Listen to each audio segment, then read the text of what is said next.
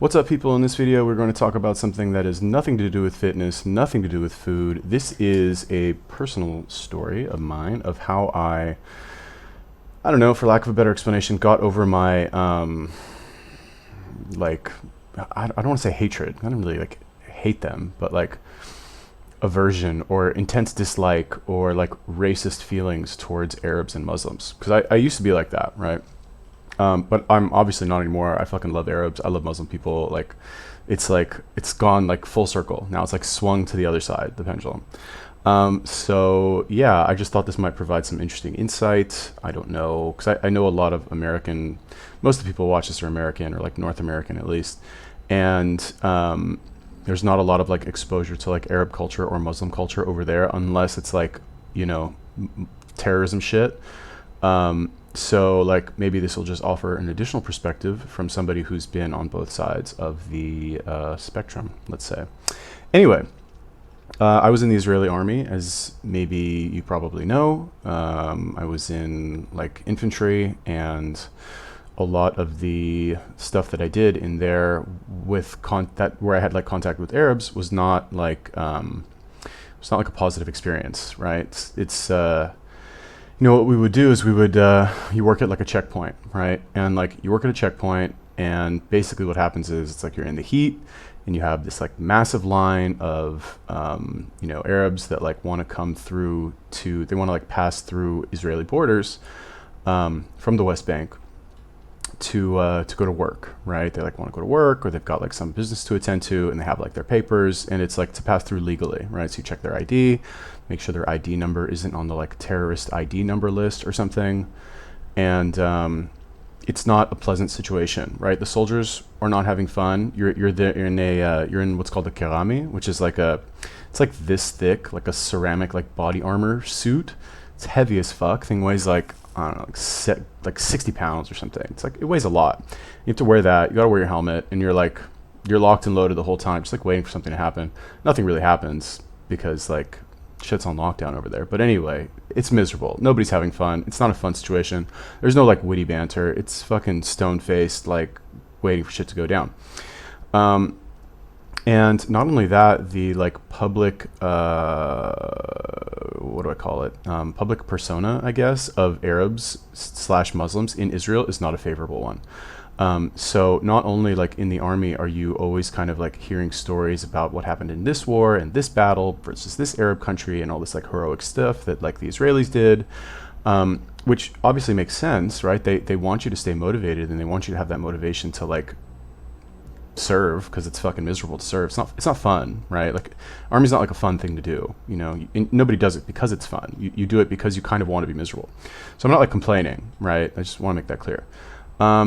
Anyway, the effect of all of this is that you start to like automatically like dislike Arabs and Muslims, right? It's just your natural reaction, right? I was thinking about this the other day, and it's very similar. I would assume, I'm not a cop, but I would assume that it's similar to like a police officer's reaction to like a black person in America, right? Who works, let's say, in like Chicago or something. If you're a cop and you spend all day going on calls, and I'm generalizing, whatever, call me racist if you want, I don't care. If you spend all day, let's just say, arresting black people for doing illegal shit, right? After a long enough time, you're going to like think that all black people are like that. You're just going to, because you spend 10 hours a day arresting black people and like watching them do fucked up shit. You're going to think all black people are like that, right? I would think, okay? Obviously, it's not like exact comparison, but that's just kind of what I would think it's similar to. Anyway, that's kind of how I was when I got out. And they tell Israeli soldiers when they get out of the army, they're like, you can go to Arab countries that are friendly towards Israelis, or that have like open communication or diplomatic relations, like Jordan, for example, or Morocco, or I don't know, or some other ones. I don't know, Jordan, Morocco, for example, right? You can go there, but just wait 3 years. They tell you to wait 3 years for you to like decompress from the army and like all of the influence that it has on you, I guess we could just call it. So anyway, this was just kind of like a lasting effect on me after I got out.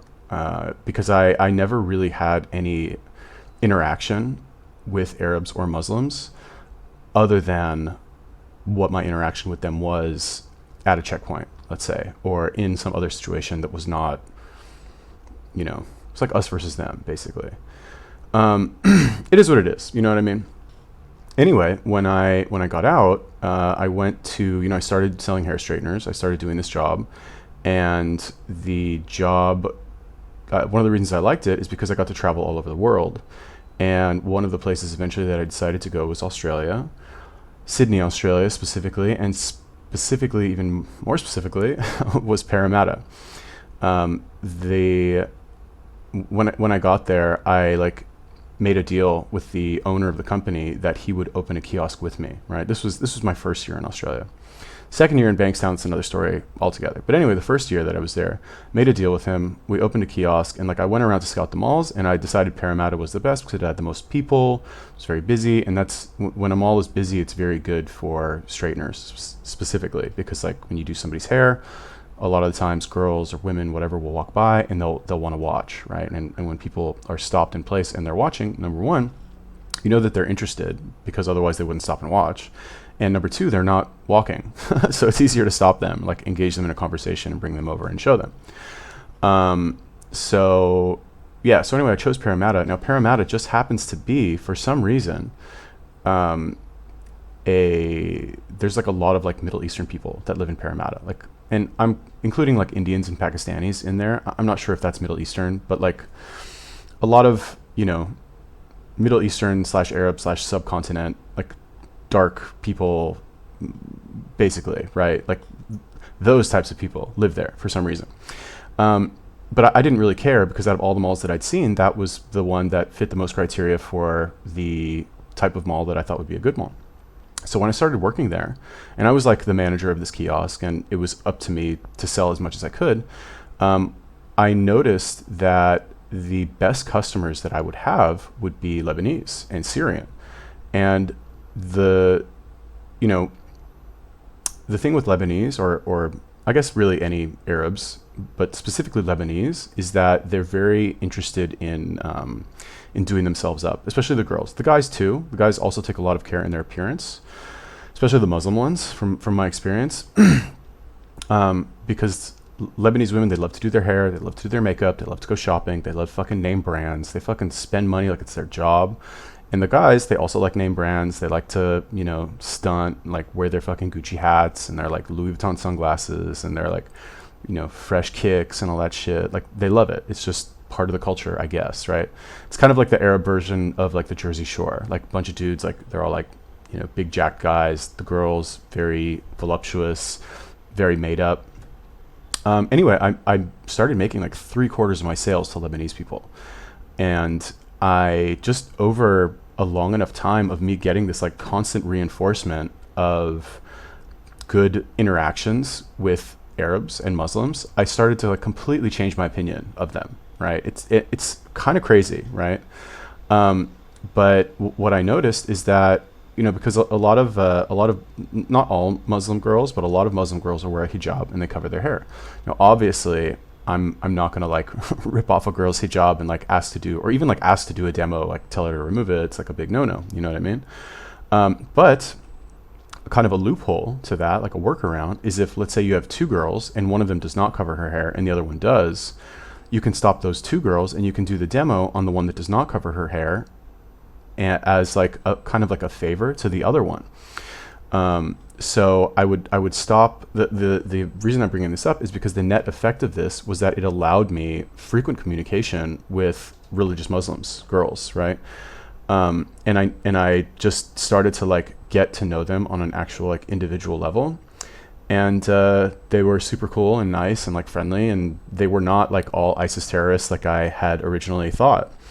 Now I guess you could make the argument, people watching this who maybe are thinking to themselves, well, those are Arabs / Muslims that migrated to another place, and they don't have that same influence over them anymore, and blah blah blah. I guess you could make that argument, but I also met a lot of refugees, right? Refugees have a really bad reputation in Europe.